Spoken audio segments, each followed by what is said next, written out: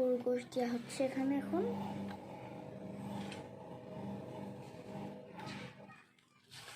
তো এবার হচ্ছে পেঁয়াজ দিয়ে দিব আমরা এখানে।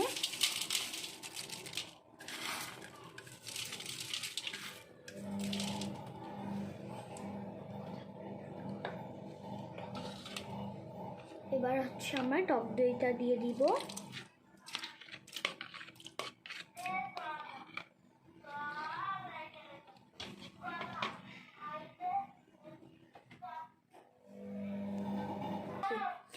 এটা হচ্ছে পেঁপে বাটা, যেন গোশতটা তাড়াতাড়ি সিদ্ধ হয়ে যায়, তার জন্য এটা দেওয়া হচ্ছে।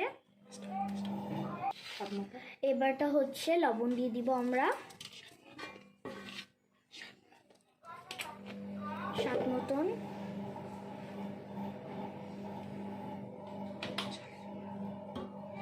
এবার আমরা ঝালের গুঁড়োটা দিয়ে দিব এর মধ্যে।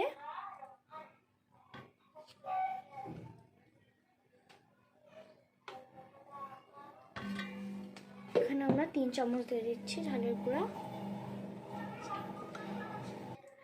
তো এবার দিব আমরা বিরিয়ানি মশলা। তো এখানে 3 চামচ আমরা দিয়ে দিচ্ছি। এটা হচ্ছে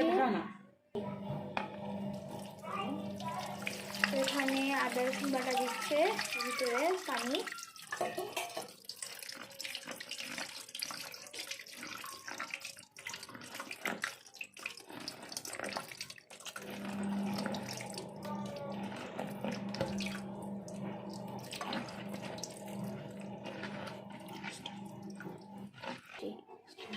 এবারটা হচ্ছে মিক্স করা হচ্ছে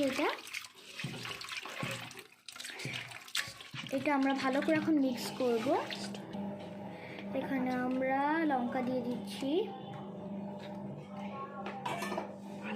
তারপর আলু দিয়ে দিচ্ছি এখানে আমরা।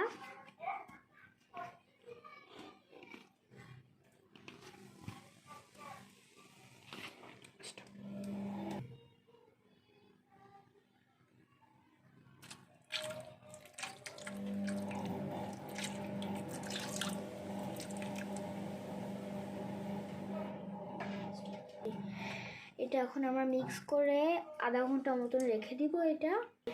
এটা হচ্ছে কয়লা পোড়া।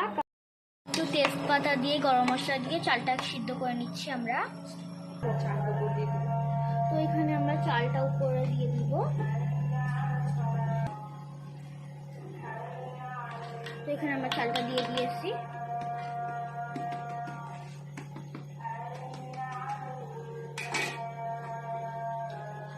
এবার আমরা এটা মিক্স করে নিব।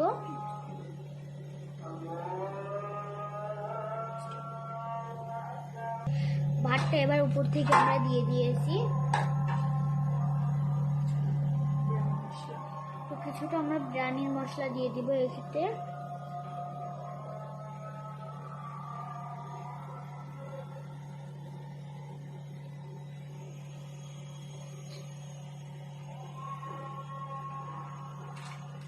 এবার আমরা এখানে দুধ দিয়ে দিব।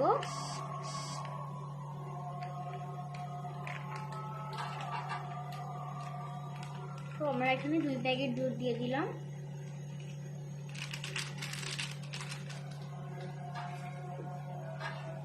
তো এবার আমরা পেঁয়াজ দিয়ে দিব এর ভিতরে।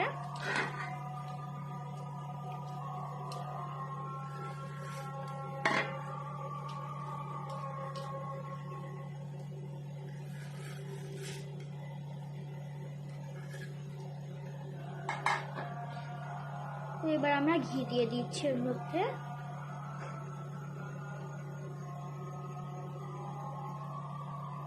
এতে সব ঘিটাই লাগবে।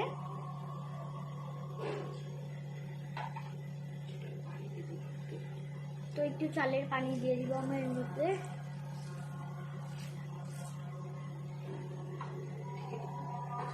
এবার আমরা এটা ঢেকে দিব। এবার আমরা চুলায় দিব এটা। তো এটা আমরা চুলায় দিয়ে দিয়েছি এখন। তো এটা ভারী কিছু দিয়ে আমরা ঢেকে রাখবো। এখানে আমরা